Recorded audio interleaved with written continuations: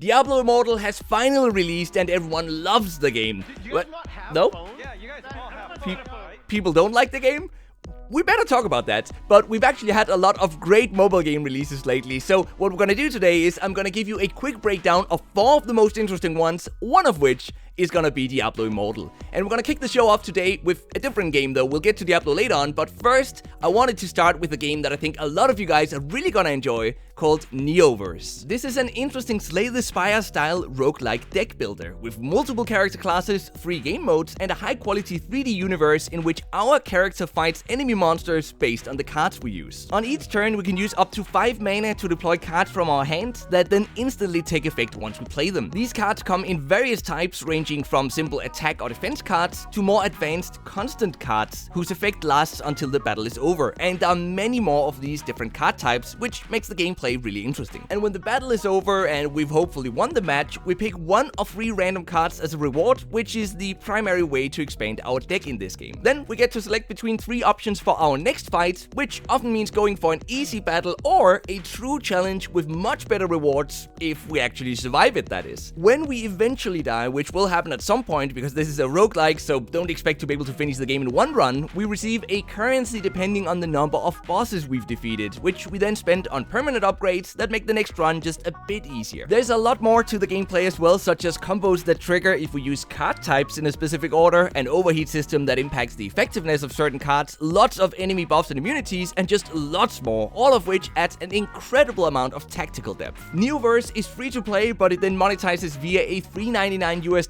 in-app purchase to unlock 2 additional characters with unique starting decks, and then incentivized ads for extra skill points. You can play the game offline, it takes up just about 2 GB of space, and it's easily one of the most unique deck builders I've played recently, so I think it's worth checking out, and especially if you've been frustrated with the rather simplistic art style of most other roguelikes. Now, before we get to Diablo Immortal, I wanted to introduce you to something just brilliant that I found a few weeks ago. It's a game called Knotwords, which is a minimalistic, logic-based word puzzler where we have to arrange letters in each section of a crossword-like map. But then, unlike traditional crosswords where we're given a hint or a synonym and then have to guess the correct word, Knotwords provides us instead with all letters that need to be filled out in each section of the map, and we just then have to rearrange them. And if you think that sounds easy, well, you're not exactly wrong, I guess. It sounds easy, but the gameplay is very challenging. Think of it a bit like how a game of Sudoku is difficult, even though you know the numbers that have to be used in each section. Because that's basically what this game is. It's a Sudoku word game. The game also takes inspiration from the viral hit Wordle, which means that a new puzzle releases every single day, which everyone around the world then competes to finish as fast as possible. And once we're done with the daily puzzles, there are then other game modes with levels that change weekly or even monthly. Knotwords is free to play with a pro version, and this is where it gets kinda interesting, available through either an $11.99 one-time purchase or a $4.99 yearly subscription. This unlocks the full daily puzzle archive, a new game mode, extra monthly puzzles, more detailed statistics, and extra color themes. This means the game is somewhat pricey, but it's actually a great and very simple monetization system, unlike Diablo Immortal, hint hint,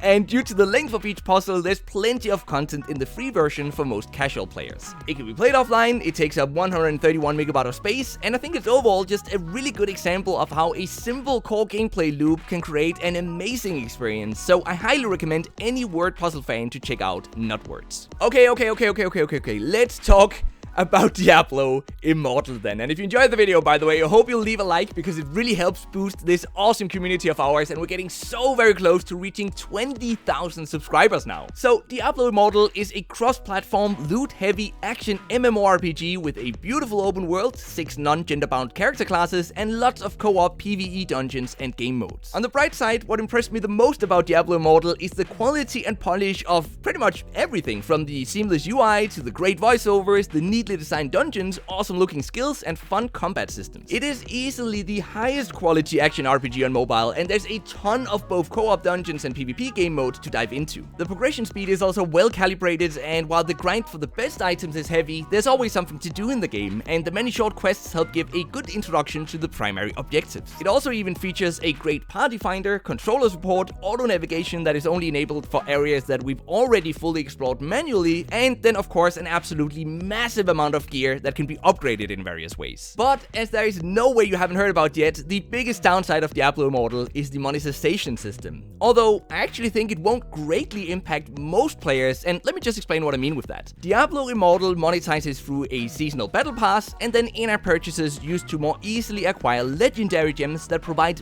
really big stat boosts. The least rare of these legendary gems can relatively easily be acquired through gameplay for free, while the rarest ones require an absolutely insane amount of grinding if you don't want to pay to get them. This gives paying players an undeniable and really big pay-to-win advantage, and it takes a disgusting amount of money to unlock everything, even if you want to pay to get them. But here's the thing though, if you primarily plan to engage in the co-op PvE game modes, the good news is that you won't really be impacted by this, but you will of course if you engage in the endgame PvP. And as a game heavily focused on these PvE dungeons played with friends, this means that many players won't really experience the negative effects of the monetization system. So I think the best advice I can give is to just enjoy the game for what it is as a free player, but please don't ever start spending money on this game. You will never get everything anyway. It requires online access, takes up a whopping 11.2 GB of space, and because the overall gameplay experience is the best I've had in any modern action RPG on mobile, I ultimately think that many will end up really enjoying this game despite the bad monetization system. You guys still with me here? You survived Diablo Immortal, so let me know if I was wrong in the comment section down below. Share what you think about Diablo Immortal. I know everyone has a different opinion about this game, but now we're gonna move on to the next game, 33rd Random Defense, which is a fun strategy tower defense game with both single player, real-time co-op, and PvP that improves on the RNG-based gameplay popularized by Random Dice. And if you're into tower defense games, by the way, I just finished a video about the 10 best ones last week, so definitely go check that one out after this video if you haven't seen it yet.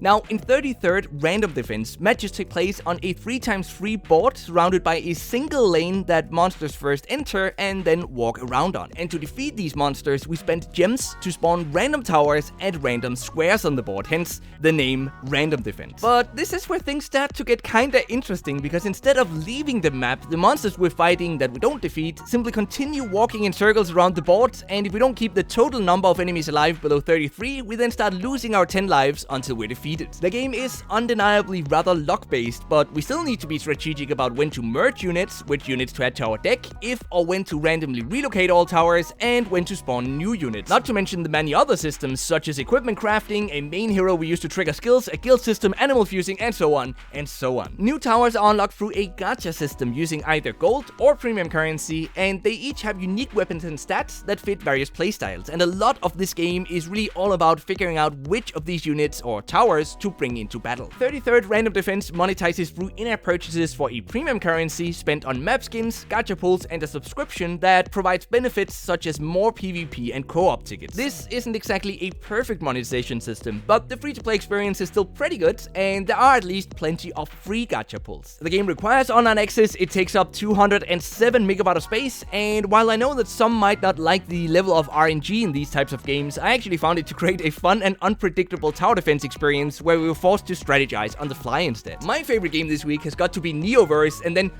probably Diablo Immortal? Don't tell. I mean, I like it for its PvE gameplay, definitely not for its monetization though. But let me know if you agree or disagree or what you think about today's games in the comment section down below, and until next time, just keep gaming, stay awesome, and I'll see you guys around.